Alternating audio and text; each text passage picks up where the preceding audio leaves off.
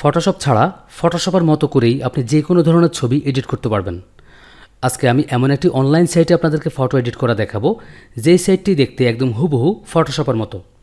ফটোশপে যেই টুলস এবং প্রোগ্রাম রয়েছে, এই অনলাইন সাইটটিতেও একই ধরনের টুলস এবং প্রোগ্রামগুলো রয়েছে।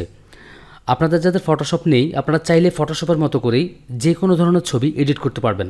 সবচেয়ে মজার বিষয় হচ্ছে আপনি এই কাজটি চাইলে মোবাইল দিয়েও করতে পারবেন। আর এই সাইটটির নাম হচ্ছে photopea.com। তো সাইটটি ওপেন করার জন্য আপনি আপনার হাতে থাকা মোবাইল অথবা যদি আপনার কম্পিউটার থেকে থাকে, আপনি আপনার কম্পিউটার একটি ব্রাউজার ওপেন করবেন।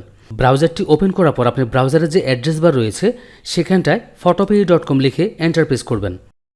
তো photopea.com লেখার পর আমি কিবোর্ড থেকে এন্টার প্রেস করলাম।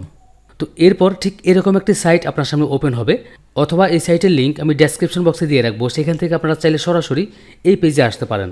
তো এখন আমি যেটা করব, এই সাইট দিয়েই একটি পূর্ণাঙ্গ পাসপোর্ট ছবি ক্রিয়েট করা আপনাদেরকে দেখাবো। তো যেহেতু আমরা পাসপোর্ট ছবি ক্রিয়েট করব, সেহেতু প্রথমে আমরা নিউ প্রজেক্ট নিব। তো নিউ প্রজেক্ট নেওয়ার জন্য এখান থেকে নিউ প্রজেক্ট অপশনে ক্লিক করলাম। তো নিউ প্রজেক্টে ক্লিক করার পর ঠিক এরকম একটি বক্স আপনার সামনে ওপেন হবে। আপনি প্রথমে যেটা করবেন, এখানে যে মাপের একক রয়েছে এটি আপনি ইঞ্চি করে নেবেন। এরপর আপনি DPI 300 করে নেবেন।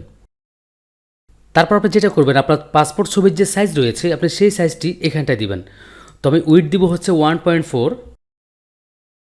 এবং হাইট দিব 1.8। এরপর ব্যাকগ্রাউন্ডটি হোয়াইট থাকবে। তারপর ঠিক এখান থেকে আপনি ক্রিয়েট অপশনে ক্লিক করবেন।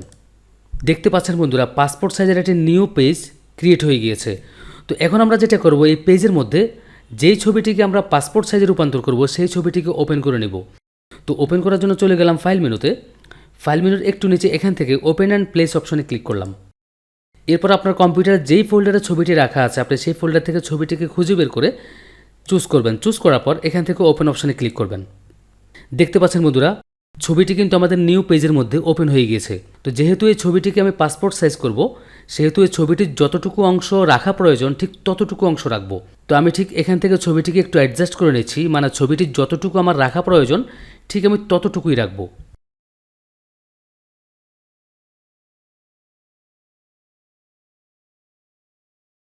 তো মনে হচ্ছে আমার এতটুকুই চলবে। এরপর আপনি এখান থেকে ওকে ক্লিক করবেন, অথবা কিবোর্ড থেকে এন্টার প্রেস করবেন। দেখতে পাচ্ছেন বন্ধুরা, আমাদের ছবিটি কিন্তু এখন পাসপোর্ট সাইজ অবস্থায় রয়েছে। তো আমি ছবিটিকে একটু ঝুম করে নিচ্ছি। তো এরপর আমরা যেটা করব, চলে যাব লেয়ার বক্সে। লেয়ার বক্সে যে দুটি লেয়ার রয়েছে আমরা দুটি লেয়ারকে মার্জ করে অ্যাডজাস্ট করে দিব। তো সেটার জন্য উপরের লেয়ারটি সিলেক্ট থাকা অবস্থায় কিবোর্ড থেকে কন্ট্রোল ধরে প্রেস করলাম। দেখতে পাচ্ছেন বন্ধুরা, দুটি লেয়ার কিন্তু এখন একটি লেয়ারে পরিণত হয়েছে। তো এখন আমরা যেটা করব, এই ছবিটির ব্যাকগ্রাউন্ড চেঞ্জ করব। তো ব্যাকগ্রাউন্ড চেঞ্জ করার জন্য আমরা কিন্তু ফটোশপে বিভিন্ন টুলস ইউজ করতে হতো, কিন্তু এখানে মজার বিষয় হচ্ছে আপনি অটোমেটিক্যালি কোনো কাজ করা ছাড়াই ব্যাকগ্রাউন্ড চেঞ্জ করে নিতে পারবেন। তো সেটার জন্য চলে যাবেন সিলেক্ট অপশনে। সিলেক্ট অপশনে এসে রিমুভ বিজি যে অপশনটি রয়েছে এটি আপনি ক্লিক করলেই অটোমেটিক্যালি আপনার ব্যাকগ্রাউন্ডে রিমুভ হয়ে যাবে। তো আমি এখান থেকে রিমুভ বিজি অপশনটিকে ক্লিক করলাম। ক্লিক করার পর আপনি একটু অপেক্ষা করবেন, দেখবেন নিজে থেকেই ছবিটির ব্যাকগ্রাউন্ড রিমুভ হয়ে যাবে। দেখতে পাচ্ছেন বন্ধুরা, ছবিটির ব্যাকগ্রাউন্ড অটোমেটিক্যালি রিমুভ হয়ে গিয়েছে। তো এখন আমি যেটা করব, ব্যাকগ্রাউন্ডে যে কোনো একটি কালার দেব। তো সেটার জন্য চলে গেলাম লেয়ার বক্সে। লেয়ার বক্সের একদম নিচে এখানটায় যে অ্যাডজাস্টমেন্ট লেয়ার অপশন রয়েছে, আপনি অ্যাডজাস্টমেন্ট লেয়ার অপশনে ক্লিক করবেন। ক্লিক করার পর ঠিক উপরে এখান থেকে কালার ফিল অপশনটিকে ক্লিক করবেন। ক্লিক করার পর আপনি যেই কালারের ব্যাকগ্রাউন্ড দিতে চাচ্ছেন ঠিক এখান থেকে সেই কালারটিকে চুজ করবেন। চুজ করার পর আপনি এখান থেকে ওকে অপশনে ক্লিক করবেন। তো এরপর আমরা যেটা করব, নিচের লেয়ারটিকে ড্র্যাগ করে ঠিক উপরে নিয়ে ছেড়ে দিব। দেখতে পাচ্ছেন বন্ধুরা, ব্যাকগ্রাউন্ডটি কিন্তু আমাদের চেঞ্জ হয়ে গিয়েছে। তো এখন আমরা আবারও যেটা করব, দুটি লেয়ারকে মার্জ করে দিব। তো সেটার জন্য উপরের লেয়ারটি সিলেক্ট থাকা অবস্থায় কিবোর্ড থেকে কন্ট্রোল ধরে প্রেস করলাম। দেখতে পাচ্ছেন বন্ধুরা, দুটি লেয়ার কিন্তু এখন একটি লেয়ারে পরিণত হয়েছে। এরপর আপনি চাইলে আপনার ছবিটি ইচ্ছে মতো কালার অ্যাডজাস্ট করতে পারেন। যদি ব্রাইটনেস করা প্রয়োজন হয় সেক্ষেত্রে সেটাও আপনি করতে পারেন। তো আমি প্রথমে যেটা করব, ছবিটির লেভেল একটু অ্যাডজাস্ট করে দিব। তো সেটার জন্য চলে গেলাম ইমেজ মেনুতে। ইমেজ মেনুর অ্যাডজাস্টমেন্ট অপশনে এসে ঠিক এখান থেকে লেভেল অপশনে ক্লিক করলাম। তো এরপর আমি যেটা করব, লেভেলটিকে হালকা একটু অ্যাডজাস্ট করে দিচ্ছি।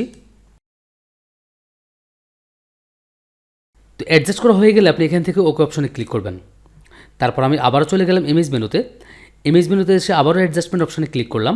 এরপর একটু নিচে এখান থেকে কালার ব্যালেন্স অপশনে ক্লিক করলাম। তো এখান থেকে আমি কালারটিকে একটু হালকা অ্যাডজাস্ট করে দিচ্ছি।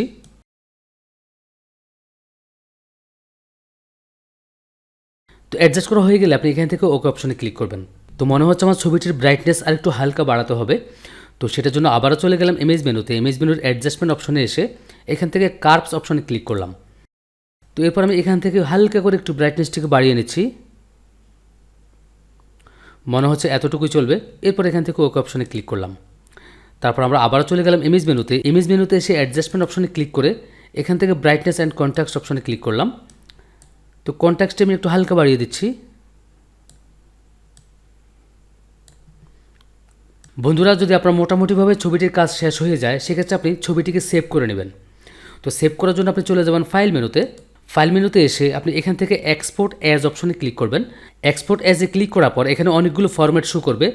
আপনি যেই ফরম্যাটে ছবিটিকে সেভ করতে চাচ্ছেন সেই ফরম্যাটটি এখান থেকে চুজ করে দিবেন। তো আমি এখান থেকে ছবিটিকে জেপিজি ফরম্যাটে সেভ করতে চাচ্ছি। তো এখান থেকে জেপিজি অপশনে ক্লিক করলাম।